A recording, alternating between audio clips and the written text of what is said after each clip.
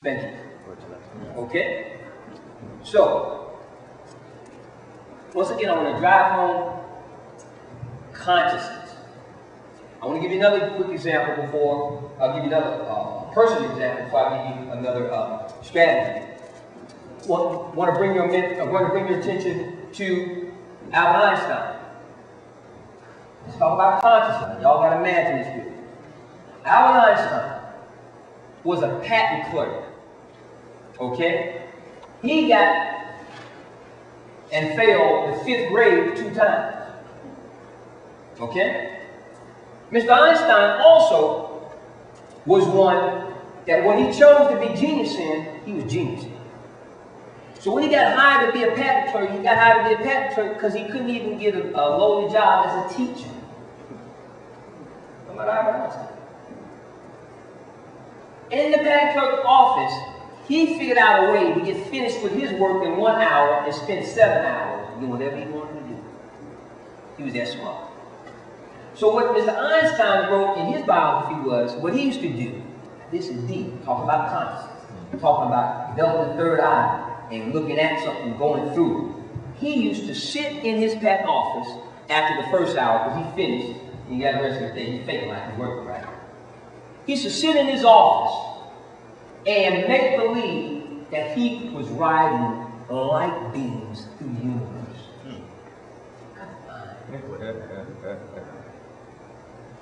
Now let's fast forward. Let's move back from Albert Einstein. Let's fast forward to the 1970s.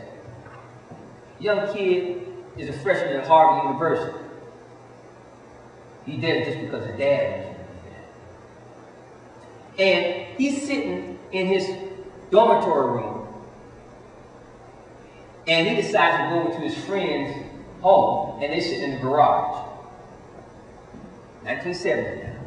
And this guy's sitting there dreaming about sending information wirelessly through the air. His name is Bill Gates. Consciousness. Now my next question is, what do y'all think about it? Well, what do you allow your mind to think about? Is it the rims you want to put on your car? Or the envy you have for somebody else because they got something that you want?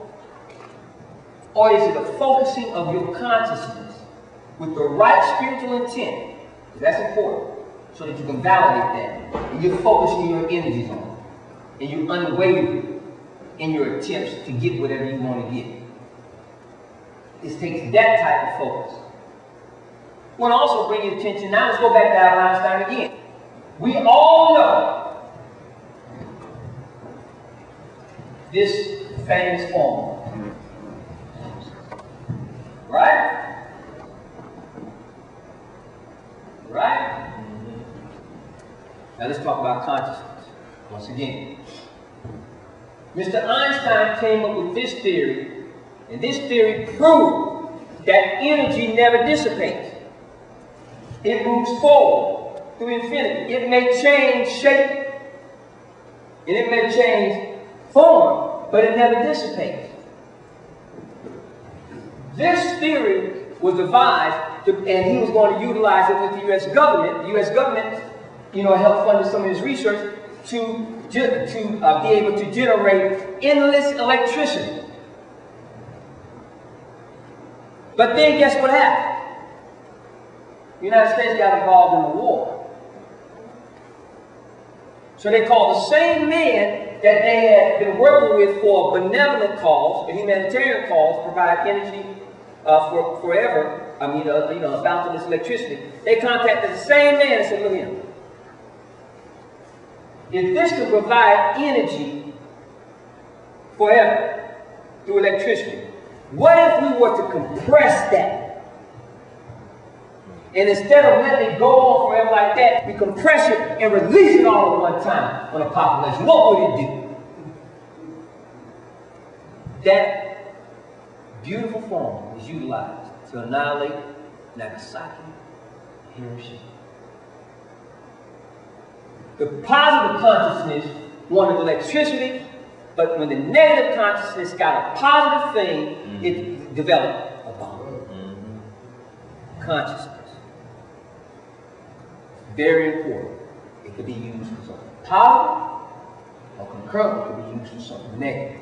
You be careful what you allow to come into your domain of your consciousness. Very, very important. Okay, now, think of tapping into consciousness.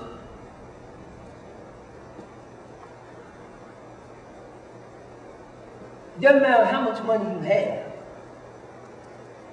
If your consciousness is not righteous with what you plan on doing with the money, you're going to lose it all.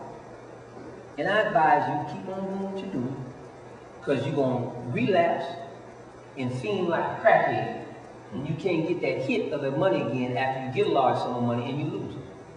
That's what happens with all my serving clients. They make that money, they think it's their money, they forget the righteous intent, and then they turn around and they lose $50, $60 million. Just think what you could do if you had $50 or $60 million. And a lot of you say, well, Doc, how did they lose it? Simple. Just like you lose $50 or $60. They disrespect the 50 or 60 million just like you disrespect your $50 or $60. Okay? You sitting there with a house full, a closet full of shoes, but you see these $75 shoes, you just got to have them. You only wear one pair of shoes at one time, but you gotta have those shoes. So you rationalize in your mind, I'll go ahead and get those shoes. When that money could be used to be working for you 24/7 doing something else, through a strategy or paradigm, investment paradigm. So you go get the shoes. Now, let's say for instance, that is a $500,000 off the market. Same deal. You got 12 cars sitting in the garage, man. Mike Tyson. Okay? But just like you want those $50 or $60 shoes, he want that off the market. Can't buy one car at a time. So he just go ahead and write the check for it.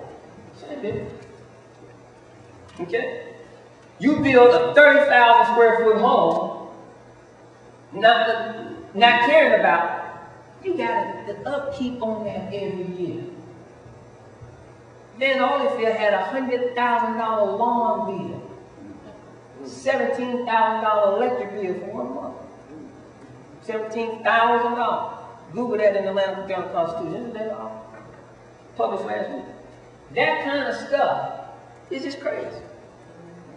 When on your way home every day, you drive by people who are on the exit when you get off of, holding a sign saying, we'll work for food. They're not asking you to just give them something. They want you to give them a task and they'll pay. They just want an honest wage for honest work. You're oblivious to him. You don't even see him.